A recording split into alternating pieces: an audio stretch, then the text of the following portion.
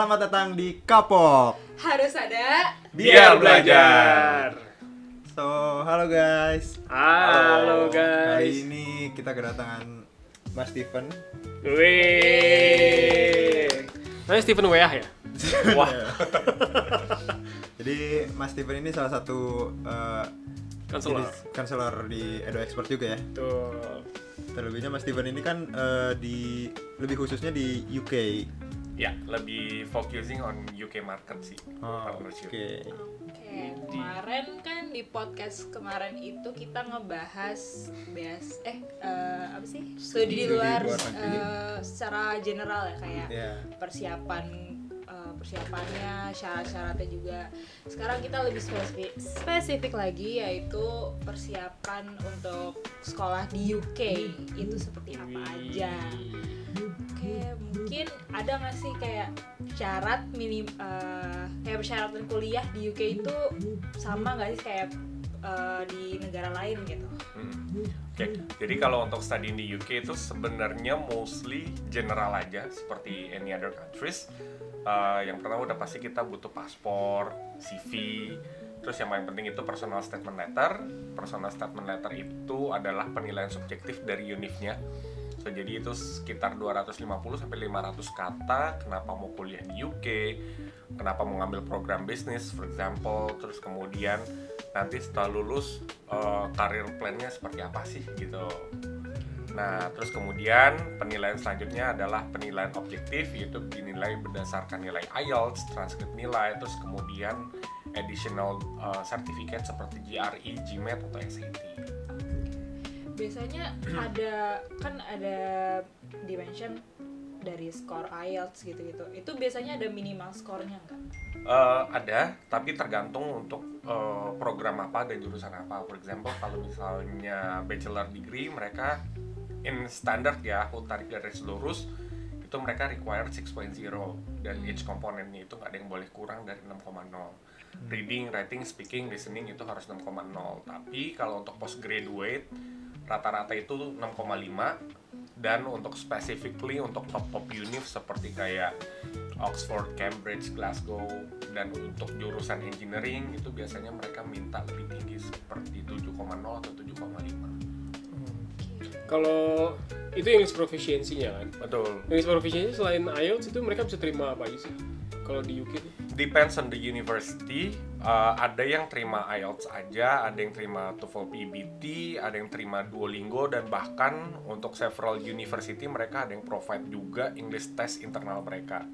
Jadi untuk teman-teman yang ragu nih mau ngambil IELTS tapi kayaknya lumayan mahal, atau misalnya udah ngambil TOEFL atau IELTS tapi kayak skornya cuma kurang 0,5, boleh request ke univnya untuk didaftarkan English proficiency testnya gratis gitu. Oh, gratis? Gratis, tapi yang penting masuk ke sana ya gitu. Oh, maksudnya jadi saat apply itu dia harus ngomong dulu ke admissionnya atau gimana? Betul, jadi nanti pada saat apply disertakan aja nih, misalnya requirement-nya 6,5 tapi IELTS kamu 6,0 gitu kan. Nah, nanti pasti akan keluar yang namanya conditional offer letter. Diminta itu untuk submit lagi retake IELTS yang 6,5.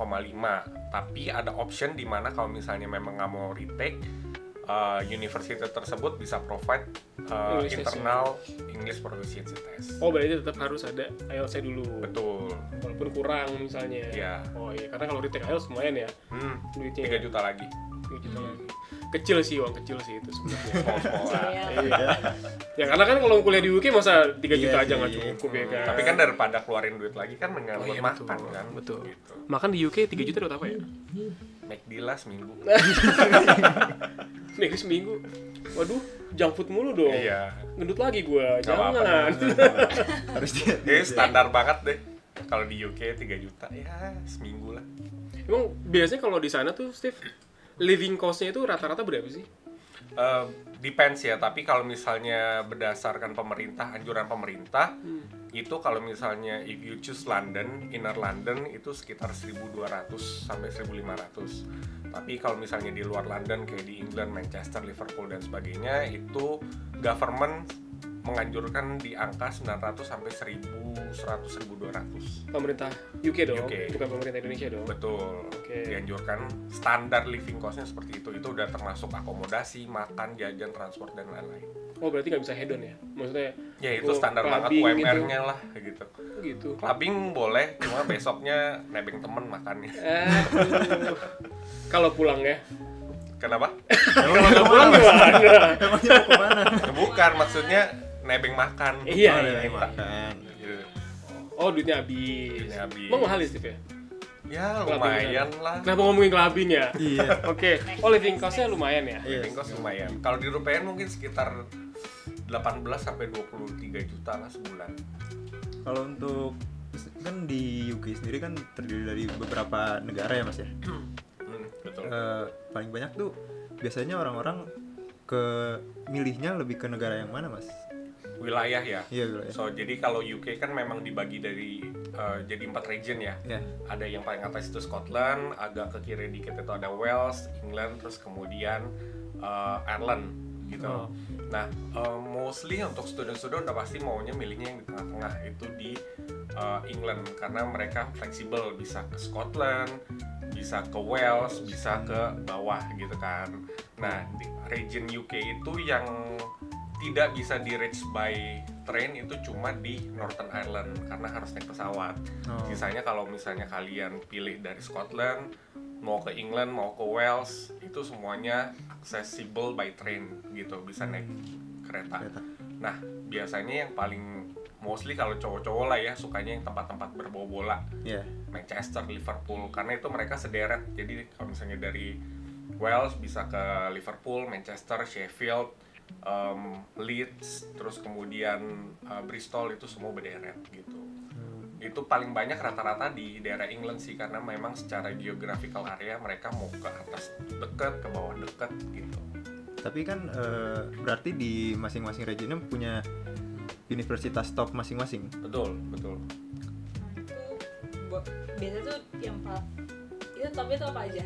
Top unit ya. Iya. Mungkin kalau daerah Scotland itu favoritnya University of Edinburgh, University of Glasgow, Stirling, St Andrew itu lumayan top university, tapi mostly udah pasti ke Edinburgh sih student-student itu. Terus kalau pindah ke Wales paling itu ada Cardiff University sama Bangor University. Nah yang paling kalau misalnya student-student yang biasa paling favoritnya karena most affordable city itu di Northern Ireland itu ada Queen's University Belfast. Gitu itu karena mereka udah paling murah deh tempat living cost dan segala macamnya gitu kan. Balik kalau misalnya ke bawah lagi daerah England, London, favoritnya yang berbau CL, King's College London, KCL, ICL, terus kemudian ada UCL, itu biasanya favoritnya mereka gitu.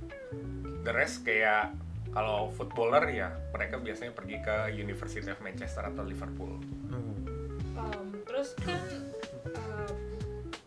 kita sebenarnya udah riset kan, kayak banyak award di LPDP itu lebih banyak untuk apply univnya tuh ke UK. Nah biasanya tuh ada apa sih yang membuat orang tuh tertarik untuk kuliah di UK gitu? Apa ada yang dibandingkan negara lain gitu? Oke. Sebenarnya kalau terlepas dari LPDP dulu nih ya, kenapa student-student banyak yang pilih ke UK daripada yang lain? Karena satu dari geographical area. For example aku sebut country aja ya. Kalau Australia mungkin secara geographical itu cukup dekat memang. Jadi udah terlalu banyak orang Indonesia di sana. Terus kemudian kalau misalnya ke US terlalu jauh. 12 jam perbedaannya juga kalau misalnya ada student yang mungkin masih under 18 tahun, mungkin orang tuanya worry ya kalau kejauhan kayak gitu. Nah, UK itu is in the middle, cuma 6 jam, itu yang pertama. Yang kedua, durasi studi. Dibanding negara-negara lain, S1 kamu itu cuma 3 tahun, dan S2 itu cuma 1 tahun. So meanwhile, kalau misalnya if you're taking studi di US atau Australia, itu akan sama kayak Indonesia, jadi 6 tahun, 4 tahun bachelor, 2 tahun master gitu kan. Kalau di UK cuma 4 tahun, itu udah dapat gelar master, terdiri dari 3 tahun bachelor, 1 tahun master. Dan biasanya kalau orang Indo tuh maksudnya program studi yang apa ya, yang paling banyak diminati itu apa sih? Sekarang Ya, major ya. Iya, major. Sekarang sih kalau orang Indonesia mostly udah pasti bisnis ya. Oh. Iya. Bisnis management, karena itu yang paling general, bisa masuk ke semua lini, mau ke perusahaan industri mana aja udah pasti butuh yang namanya skill di business management. Terus kemudian yang kedua, favorit mungkin karena lagi hype-hype-nya ya tentang IT, AI, fintech itu juga lagi booming sekarang. Dan yang ketiga mungkin part of requirement dari beberapa lembaga scholarship itu mereka required yang namanya STEM. Jadi either engineering, mechanics, terus technology, science kayak gitu-gitu related. Jadi paling 3 cabang itu sih yang paling banyak, bisnis, IT, sama engineering. Itu dari banyak kampus itu Steve, yang paling banyak orang Indo 7 tuh kampus mana sih? Kampus yang paling banyak orang Indo. Nggak, maksudnya yang orang Indo kita mau ke UK, maunya ke sini gitu. Nah itu biasanya rata-rata oke. kemana sih mereka mintanya? Paling banyak Manchester ya, sama Edinburgh. Oh iya. Kalau Manchester ya biasa karena memang salah satu masuk dalam Russell Group University, begitu juga University of Edinburgh. Terus Glasgow juga termasuk sih salah satu yang paling terkenal karena memang those universities itu sponsored by LPDP for all programs, karena LPDP itu biasanya menunjuk university ada yang full all programs, ada yang cuma program tertentu doang kayak gitu. Jadi kalau untuk favorit udah pasti top univ atau masuk dalam list kategori Russell Group University, KCL, terus kemudian University of Manchester, Edinburgh, University of Glasgow, Bristol, and so on. Kan tadi di-mention tuh Russell Group. Russell Group tuh itu apa? So Russell Group itu adalah university. Jadi gini, basically kalau di UK itu ada 2 types of universities. Yang pertama itu Russell Group Universities, yang kedua itu kita sebutnya sebagai Modern University. Nah, Russell Group itu udah tua deh istilahnya, udah berapa ratus tahun, 250 sampai 500 tahun sudah berdiri. Terus kemudian kalau yang Modern University itu masih fresh, sekitar 50-100 tahun baru berdiri. Nah, bedanya yang spesifik apa? Yang pertama, kalau untuk Russell Group Universities, mereka specific on focusing on research. Meanwhile, kalau misalnya yang modern itu mereka focusing on practical. Jadi kalau misalnya di Indonesia itu mungkin bisa dibilang Russell itu more into SMA. Yeah. Meanwhile, kalau modern uni ke SMK. Oh. Gitu. Jadi mereka lebih ke praktik dunia kerja seperti apa. Tapi kalau Russell Group, mereka lebih focusing on research, doing kayak kalian itu akan spending banyak waktu di library, menulis, baca-baca artikel-artikel, kutipan dan sebagainya. Teori, banyak teori. Teori banget. Yang satu praktikal banget, yang satu teori banget gitu. Theoretical. Russell Group tuh berarti apa aja tuh Steve? Ada apa aja? Banyak. Ada 24. Mungkin kalian pernah dengar kayak University of Cambridge, University of Oxford, terus kemudian ada Edinburgh, Glasgow, Manchester, Liverpool, Newcastle, Queen Belfast dan lain-lain sebagainya. Pokoknya totalnya ada 24 dan itu top 24-nya UK. Itu yang focusing on research based lah. Jadi kalau untuk student-student yang suka nih menulis, membaca, mengutip, melakukan penemuan kayak kemarin COVID, ingat kan? Nah, COVID itu obatnya ditemukan oleh student atau profesor di UK. If I'm not mistaken di Newcastle kalau nggak salah gitu ya. Itu vaksinnya maksudnya? Vaksinnya. Yang nemuin si orang Newcastle ini? Betul. Gitu. Jadi mereka memang focusing on gimana nih cara melakukan, kalau di dunia medicine ya mungkin kayak menemukan vaksin, obat untuk menyembuhkan suatu penyakit gitu. Tapi kalau misalnya di bagian engineering, mereka menemukan kayak bahan bakar untuk pesawat yang mungkin lebih ramah lingkungan atau lebih bisa bikin hemat dan sebagainya, itu mereka melakukan riset seperti itu. Kalau nggak salah yang nemuin penyegar mulut tuh apa? Pencuci mulut? Listerine. Listerine itu juga Sebut dari merek nih ya, awalnya. dari Glasgow ya? University of Glasgow. UFG. Gitu. Saya lupa namanya siapa penemunya. Apa Pokoknya lister ada gitu kan? lister-listernya gitu lah ya. Nah itu dari UK, dari University of Glasgow penemunya. Marju tuh Bisa buat butuh butuh lister itu. iya. Enggak. Gue sih ya. Terus ini sih bedanya yang paling signifikan. Kalau tadi kan kayak kalau Russell Group belajarnya more theoretical, kalau yang Modern University kan more practical. Tapi dari segi appearance gitu misalnya, kita bisa bedain, oh ini Russell Group nih, oh ini yang Modern University nih, itu dari segi appearance-nya kelihatan dari mana? Misalnya kan, kalau misalnya gue lagi nyari-nyari kampus nih, wah ini Russell Group nih gitu, oh sotoy aja gue gitu, ternyata bukan gitu. Nah itu biasanya kita lihat dari mana sih? Kalau misalnya visit UK pasti berasa sih. Iya. Kalau untuk Russell Group itu gedung-gedung tua, kayak kayak mengalami Menara Saidah yang gitu. namanya enggak juga. Itu horor ya. Lebih ke gedung-gedung Harry Potter lah. Oh, kastil. Kastil, magic, tua gitu. Tapi kalau misalnya kayak modern uni itu lebih ke building-building yang modern. Sekarang arsiteknya udah keren, yang gedungnya berbentuknya bulat atau apa gitu, beda-beda. Tapi kalau misalnya Russell, mostly mereka kayak castle lah. Kalau misalnya lu inget film Harry Potter tuh yang lagi ngejar-ngejar bola terbang, Iya, Snitch. ya Snitch itu diambil di Durham University di UK. Durham. Ya, Durham. tulisannya, tapi bacanya Durham. Emang kalau UK tuh aneh-aneh, kayak Warwick University itu W-nya nggak dibaca, Warwick. Warwick. Jadi Warwick kan kayak bacanya, oh ini Warwick University, enggak Warwick. Dulu gue juga bacanya Loboro gitu. Pokoknya bacanya Loughborough. Tulisannya kan Loboro gitu kan. Tapi ternyata bacanya Loughborough gitu. Itu emang kalau itu bahasanya tergantung sama accent-nya juga berarti. Emang bacanya begitu aja sih. Dia juga Emang kitanya lidah Indonesia baca begitu. Loboro University gitu kan. Loboro. Caranya mereka baca juga memang. Gue punya temen orang sana juga kan, gue protes juga. Kenapa sih Warwick dibacanya Warwick gitu kan? Ya nggak tahu, emang dari sana baca begitu, katanya gitu. Bangor tadi kan Stephen bilang Bangor, tulisannya Bangor. Bangor. Biasanya mereka when I was studying Bangor University gitu. Bangor gitu. Tapi tulisannya Bangor. Bangor. Kalau orang kita kan, universitas nakal banget ini. Kampusnya Bangor banget gitu kan. Bader banget gitu kan, Bangor gitu ya. Itu apalagi kalau UK kan emang dia secara accent juga kan R-nya hilang. Kayak tergantung sih. Jadi wacah gitu kan.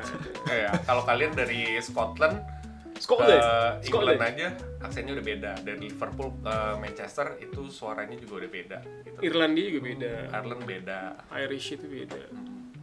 Oke Mas Steve, balik lagi ke tes Inggris. Gue mau kan kayak kalau ke UK, kalau ke studi UK itu kan biasanya kan pakai tes IELTS ya. Betul. Sedangkan kalau TOEFL, IBT itu biasanya dipakainya untuk ke US. Iya. Nah bisa nggak sih misalkan kayak kalau gue punyanya TOEFL IBT tuh dipakai untuk studi ke UK, itu kira-kira bisa nggak? Bisa sih. Jadi itu zaman dulu ya dipisahin ya. Kalau TOEFL biasa untuk apply ke US, terus kemudian IELTS itu ke either Australia atau UK gitu kan. Cuma sekarang udah mulai in general. So most universities itu udah mulai accept TOEFL, Duolingo dan sebagainya gitu. Nah, jadi sekarang UK University itu udah terima yang pertama IELTS itu paling preferable karena lebih general. Terus kemudian yang kedua itu TOEFL. TOEFL-nya itu yang IBT bukan yang paper based. Terus kemudian ada Duolingo, several universities masih accept Duolingo. Terus ada yang internal English placement test itu yang dari univnya tersebut. Tapi nggak semua uni punya program itu ya, cuma couple of universities aja gitu. Nah untuk standarnya sendiri balik lagi tergantung program sama university. Tapi in general kalau misalnya TOEFL itu di skornya 85 sampai 100, kalau IELTS itu 60 sampai 6,0 sampai 7,0 gitu. Bahkan ada beberapa yang pakai PTE sih, Person, ya betul. English. Itu masih terima juga ada. Jadi harus benar-benar cek on the website. of the universities-nya gitu. Jadi kalau misalnya mau apply ke Manchester, find out di websitenya Manchester apakah mereka terima PTE, terima TOEFL atau terima IELTS doang seperti itu. Oke, kan tadi Mas Ivan nge-mention kalau di UK itu bachelorette 3 tahun. Nah, itu untuk bachelornya itu ada kayak harus dipersiapkan nggak sih? Kayak maksudnya kan berarti kan kita dari SMA yang kurikulumnya nasional. Nasional, terus kita mau kuliah S1 di UK itu tuh ada persyaratannya nggak sih? Oke, good questions. Jadi 3 tahun itu belakangnya ada tulisan ya, TNC applied gitu. ada syarat ketentuan berlaku condition. kecil banget ya. Nggak kelihatan. Jadi memang bachelor degree di UK itu mostly 3 tahun.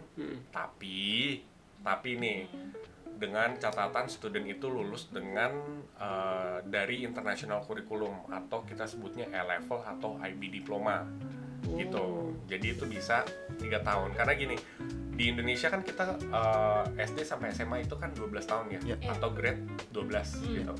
Kalau sistemnya di UK itu sampai kelas 13. Jadi akan ada gap 1 tahun kan. Nah, gimana cara seimbangin gapnya itu? Ada satu caranya, lewat pathway gitu. Jadi bisa ke UK kalau misalnya kamu lulus dari SMA negeri contohnya, atau misalnya sekolah-sekolah dengan menggunakan national curriculum. Nah, itu tetap bisa tapi lewat foundation. Jadi akan ada penyetaraan dulu 1 tahun baru masuk tahun pertama university. Foundation dulu. Foundation. Ya kan? Iya, betul. Beda dong. Ada base-nya dulu nih. Ada base-nya. Buat apa foundation itu sebenarnya? Kalau misalnya student IB diploma atau A-level kan mereka udah aware atau udah terbiasa dengan international environment ya. Karena pelajarannya semua dalam bahasa Inggris dan guru-gurunya mungkin ada yang beberapa bule gitu kan. So jadi itu mereka udah terbiasa ketika ke UK ya.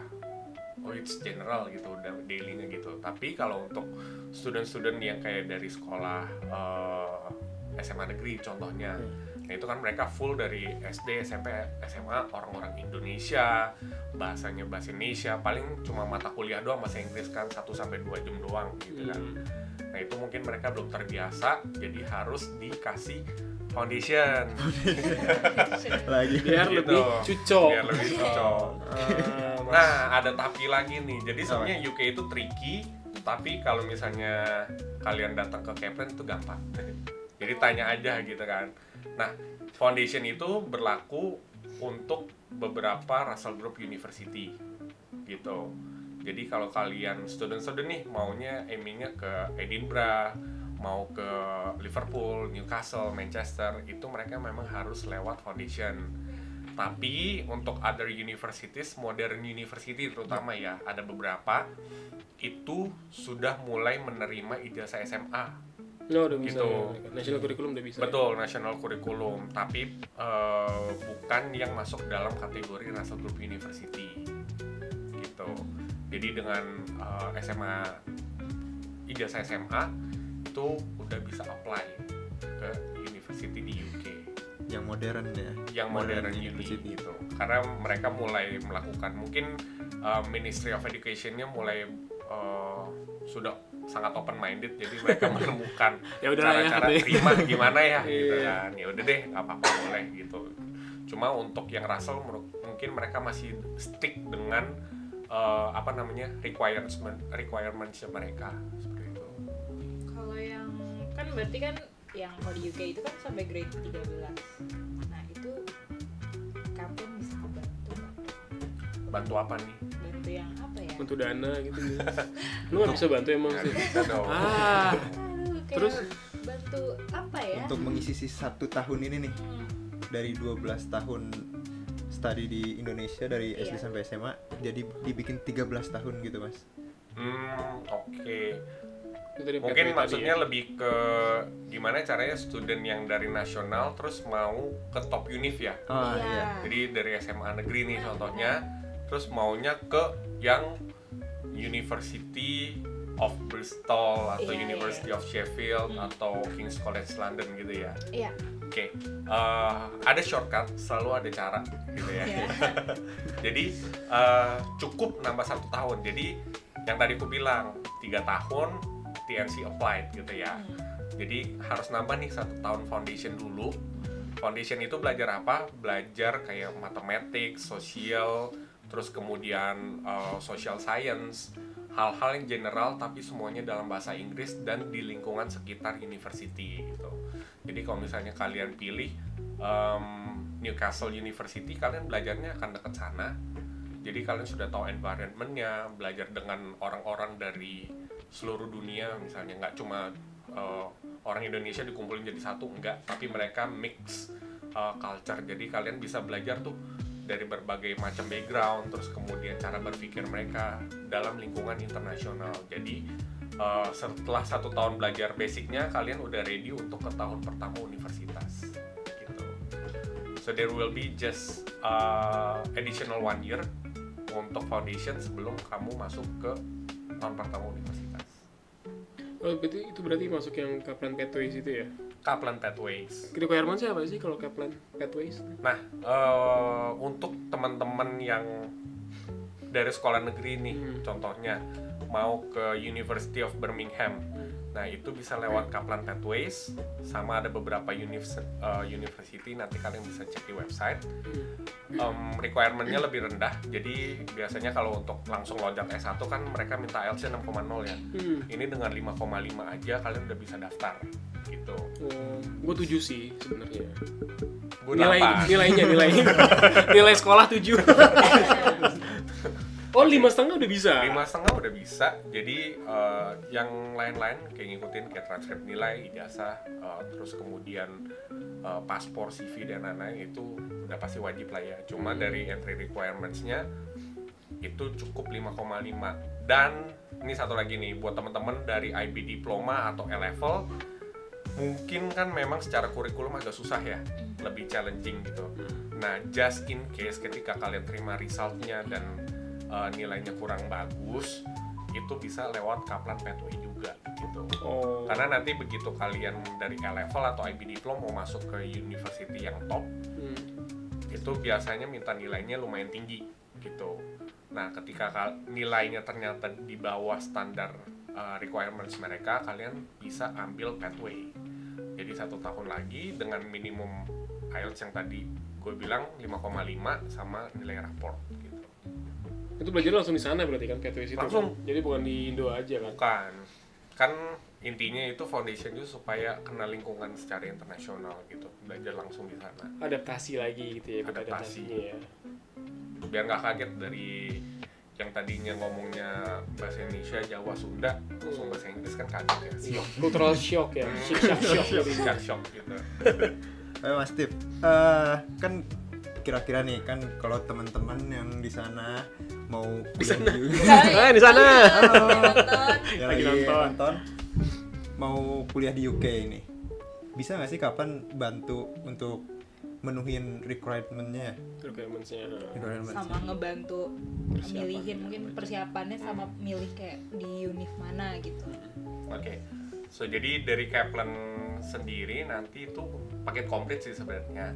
Jadi mostly kalau yang kemarin sempat konsultasi, ngobrol-ngobrol itu kan mereka datang dari national curriculum ya. Karena kan banyak banget perbandingannya antara international curriculum sama national curriculum itu lumayan jauh gitu kan. Dari sekitar 70-30% lebih banyak ke national curriculum gitu. So preparationnya apa aja yang bisa Kaplan assist gitu kan. Kaplan bisa bantu starting from IELTS preparation gitu.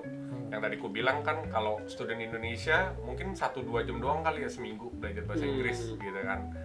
Nah udah gitu paling ngomongnya how are you, I'm fine thank you, and you gitu kan. 1, 2, 3, 4 Kejidan goreng. Nah, tapi kalau untuk academic IELTS itu mereka lebih focusing more into academic. Jadi memang spesifik dan nanti akan ada 4 komponen yang dites dalam IELTS, itu speaking, writing, listening, sama reading gitu kan. Dan setiap komponen itu punya standarnya masing-masing gitu. Jadi memang bukan kayak daily conversation biasa gitu. Nah, dari Kaplan sendiri itu akan bantu supaya teman-teman bisa prepare supaya bisa tahu nih weakness-nya di mana. Kalau aku kemarin ngecek sendiri weakness-nya di listeningnya jelek banget gitu kan. Terus sama writing-nya juga kurang gitu. Nah, jadi nanti Captain itu bisa bantu untuk boosting nih nilai si listening sama writing. Tergantung lah nanti based on request gitu kan. Nah, nanti kalau udah les di Kaplan, kita kasih placement lagi untuk tes final sebelum ngambil IELTS official gitu kan. Jadi udah pede nih kayaknya nih, listening, writing, speaking, reading udah oke semua, udah oke lah, udah confident gitu, baru ngambil official testnya. Nah, kalau udah keluar nih official testnya, baru aku bantu daftarin ke Univ gitu. Misalnya kayak mau ke UK, mau ngambil jurusan social science deh contohnya gitu. Terus nanti aku bantu nih kira-kira yang bagus untuk social science di Univ apa aja. Nanti aku kasih list Univ A, B, C gitu kan. Terus kita ngomong lagi, mengkerucut tentang pemilihan geographical area atau region. Ternyata kayak nggak cocok nih di tempat-tempat yang sepi kayak di Scotland gitu kan, karena mellow, tiap hari galau. Justru dia maunya yang maunya nyanyi Bernadia gitu ya. Iya. Di Scotland Sambil dengerin lagu-lagu itu sedih, Juicy Lucy. Enggak. setiap hari. Gloomy kan soalnya. gloomy banget gitu. Ternyata sukanya di Scotland nih. Ya udah, berarti lebih ke mengkerucut lagi, either Edinburgh atau University of Glasgow gitu. Ternyata aku bantu apply nih kedua ini. Mungkin requirements-nya University of Edinburgh lebih tinggi dan kayak itu nggak masuk nih. Ternyata tapi University of Glasgow terima gitu. Berarti mengkerucut lagi, pilihannya tinggal satu. Nah, setelah sudah accept, tinggal bayar deposit, atau misalnya lewat LPDP atau chevening, itu tinggal kasih LOG atau LOS, Letter of Guarantee atau Letter of Sponsorship. Udah oke, baru nanti aku bantu lagi tentang akomodasi, terus juga aku bantuin kamu untuk visa, karena kan memang untuk student itu mungkin belum terlalu familiar nih dengan dokumen-dokumen untuk study abroad, karena bukan kayak daftar ke Indo ya, cuma bayar, isi administrasi, pulang gitu kan. Naik Gojek ya kan pulang. Karena kan harus pakai visa kan. Betul. Jadi mungkin untuk teman-teman FYI aja, kalau daftar ke Univ itu memang prosesnya lumayan panjang. It takes like mungkin 3-6 bulan gitu kan. Apalagi untuk teman-teman yang daftar scholarship itu bisa sampai 1 tahun prosesnya gitu kan. Kayak perlu CAS letter atau confirmation admission letter. Terus kalau teman-teman yang ngambil engineering perlu atas certificate. Nah, hal-hal tersebut mungkin belum familiar kan di telinga kalian gitu. Makanya di kita itu bantuin untuk hal-hal seperti itu, karena kalian miss satu dokumen aja bisa gagal berangkat gitu. Nah, terus kemudian untuk balik lagi ke visa juga harus ada bukti keuangan, ada yang tadi aku bilang, atas sertifikat, CAS letter, semuanya harus dilampirin benar-benar, otherwise bisa digantung. Maksudnya digantung itu kayak nih, penuhin dulu dokumennya, dan itu kalau misalnya kalian dapat hal-hal seperti itu tuh harus nunggu lagi 2-3 minggu gitu kan. Nah, meanwhile kalau di Kaplan itu kita benar-benar udah listing kira-kira dokumen apa aja sih yang harus dibawa, apa aja yang harus dilengkapi dan sebagainya, biar visanya mulus gitu kan. Nah, nanti udah gitu kita bantu pre-departure untuk teman-teman yang mungkin UK kayak apa ya, apa perlu bawa tol angin, perlu bawa boyo, sambel saus, karena kan di sana makannya tomat, kentang gitu kan. Jadi ntar kita bantu pre-departure briefing juga supaya teman-teman lebih ready untuk sebelum berangkat ke UK gitu. Sampai deh teman-teman di UK. Kira-kira gimana tuh, Kel? Lu kan kemarin di podcast sebelumnya kan sempat ngomong mau yang sepi-sepi di Australia. Setelah dijelasin di UK, Scotland yang lebih sepi. Kalau mau pindah, sebenarnya di Nganjuk juga sepi. Iya, kalau kamu nggak sepi doang mah. Mungkin bisa jadi bahan pertimbangan sih. Tapi sebenarnya ada pertanyaan lagi. Itu kan ini persiapan berarti kan untuk yang S1 ya. Nah, untuk S2 tuh bisa juga nggak sih? Sama, jadi bisa juga. Bedanya mungkin lebih ke nanti untuk dokumen-dokumen yang diperlukan ya. Kalau S1 kan Ya, yang pasti tadi kalau misalnya memang national curriculum berarti harus ambil foundation. Kalau S2 karena mostly sekarang udah banyak banget institusi atau government atau lembaga yang menyediakan scholarship. Jadi aku juga kurang lebih bantu support untuk kira-kira dokumen yang dari government yang diperlukan apa aja sih gitu. Jadi kalau untuk S2 yang biasanya nih datang untuk counseling mereka udah hold offer scholarship either dari LPDP atau Chevening gitu kan. Nanti aku tinggal bantu sisanya untuk daftar tim. Untuk beasiswa nih, kan tadi Mas Steven nggak ada mention beasiswa untuk UK. Ya kalau LPDP udah pasti udah pada tahu lah untuk di mana, untuk semua negara lah gitu. Tapi kalau untuk Chevening nih kan itu untuk UK doang. UK only. Nah itu ada syaratnya nggak? Ada kayak syarat-syarat tertentu. Iya gitu. Ya. Jadi kalau untuk Chevening sebenarnya either Chevening atau LPDP keduanya dari pemerintah. Ya. Yang satu dari pemerintah Indonesia, yang satu pemerintah UK gitu kan. Requirements-nya cukup berbeda kalau antara LPDP sama Chevening, karena kalau LPDP itu mereka proses mulai dari dokumen, terus kemudian tes, ada scholastic test, ada interview dan sebagainya. Tapi kalau untuk Chevening mereka focusing on leadership. Jadi untuk teman-teman requirement yang paling penting adalah at least minimal teman-teman itu udah punya pengalaman kerja 2 tahun minimal. Nah nanti biasanya setiap tahun mereka buka di bulan September, dan kebetulan kalau tahun ini teman-teman itu wajib ngisi esai tentang leadership, networking, terus kemudian study in the UK sama career plans-nya seperti apa. Jadi harus menjawab 4 pilar itu. Dan yang paling penting sebenarnya kalau dari Chevening itu mereka lebih mengedepankan yang namanya leadership. Bagaimana teman-teman bisa showcase dan demonstrate tentang pengalaman teman-teman dalam kepemimpinan, dalam memimpin suatu organisasi atau sebuah tim gitu. Nah, ketika itu udah well demonstrated, biasanya teman-teman lolos sih untuk dapetin si Chevening itu. Yang penting 4 pilar itu kejawab dengan baik dan sesuai ekspektasinya Chevening team. Ngomong-ngomong kapan International Pathways? Gue pakai bajunya ternyata. Kapla International Pathways. Jadi kalau misalnya mau ke Pathways, Steven, gue megang bajunya doang. Terus kalau IELTS itu harusnya UKVI ya, kalau Pathways ya? Pathways wajib UKVI. Jadi nggak boleh bedanya akademik. UKVI sama yang biasa nanti karena mereka lebih dicek security-nya ya. Jadi nggak boleh tuh yang nyontek segala macam. Yeah. Sebenarnya yang general juga sama, nggak boleh nyontek. Iya kali ya. Yang ya udah akademik boleh bebas lah, terserah kalian gitu. Cuma yang akademik memang security-nya lebih ketat kayak gitu kan. UKVI. UKVI. Betul. Oke lah, Arju. Udah masih ditanyain? Dari gue sih cukup ya mas, karena Gue juga cukup. ya, tadi Teman-teman udah- ada yang mau tanyain kira-kira? bisa tulis di komen ya kalau Nanti- ada pertanyaan. Tuh, nanti kalau misalnya bisa komen atau langsung kontak aja Steven Weah ini, dia akan menjawab semua pertanyaan-pertanyaan ataupun konsultasi Pertanyaan nih diskusi. dari penonton katanya. Hai, apa tuh?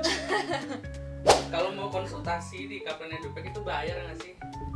Gratis dong, pengen bayar. Ih, wah gratis deh. Gratis. Gila. Gratisan orangnya. Berarti gratis ya? Pokoknya kalau untuk konsultasi itu gratis, dan sebenarnya most UK universities itu in partnership with Kaplan Edupek. So if you guys are applying for any universities, for example kalian punya 3 top university kayak Kak mau dong bantuin apply untuk dapetin LOE buat University of Glasgow, University of Manchester, Liverpool, itu aku bisa bantuin untuk apply, and itu benar-benar free. Kalian tinggal submit documents aja, nanti aku listing kayak paspor, CV, personal statement letter, recommendation letter dan lain-lain sebagainya gitu. Nanti kalian tinggal submit, nanti aku bantu apply ke university. Jadi kalian tinggal submit, nggak usah pusing-pusing ini klik apa ya, ini siapa ya gitu. Nanti the rest itu aku yang bantu gitu. Oke, jadi lu yang ngisiin portalnya mereka ya? Betul. Admissionnya mereka ya? Betul, admission. Karena banyak Banyak banget kerjaan lu ya? lumayan. Jadi untuk ngisi portal itu lumayan kayak takes like mungkin ada yang 10 pages, ada yang 8, tergantung university-nya. Jadi itu semua harus di fill out jangan sampai ada yang salah ketik gitu. Karena nanti kalau misalnya udah nih salah ketik kayak kalau gue kan sering typo ya, Steven jadi Stevep gitu kan. Ntar begitu offer letternya keluar namanya Stevep, dicek typo, paspor beda udah nggak jadi berangkat gitu kan. Jadi harus benar-benar in detail aja lah ya. Or otherwise kalau misalnya offer letternya udah keluar Stevep, itu harus minta request ganti dan itu it takes like 1-2 minggu lama. Jadi nggak cepet lah gitu. Jadi harus hati-hati untuk ngisinya. Nah, kebetulan Steven kan udah expert, namanya juga Edo expert ya. Jadi harus expert. Jadi expert. Iya. Berarti FOC ya? Apa itu? Free of charge. Oh iya bener, kirain zaman penjajahan. VOC. Free of charge. Tenang aja teman-teman kita. Oke, jadi teman-teman kalau misalnya ada yang masih mau ditanyain, boleh leave comment di YouTube komennya atau bisa chat ke sini konsultasi ya sama Coach Steven. Nanti pasti akan dibantuin. FOC pokoknya, free of charge. Oke. Jangan lupa apa?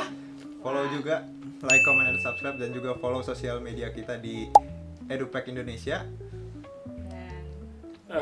Kayla Cuanet Dan Masih ya. apa nih? Arju Singh. Enggak. Dia kayak orang India. Oke, thank you semuanya ya yang udah nonton. Nantikan terus episode Kapok selanjutnya. Stay tune on our next video. Oke, bye-bye. Bye.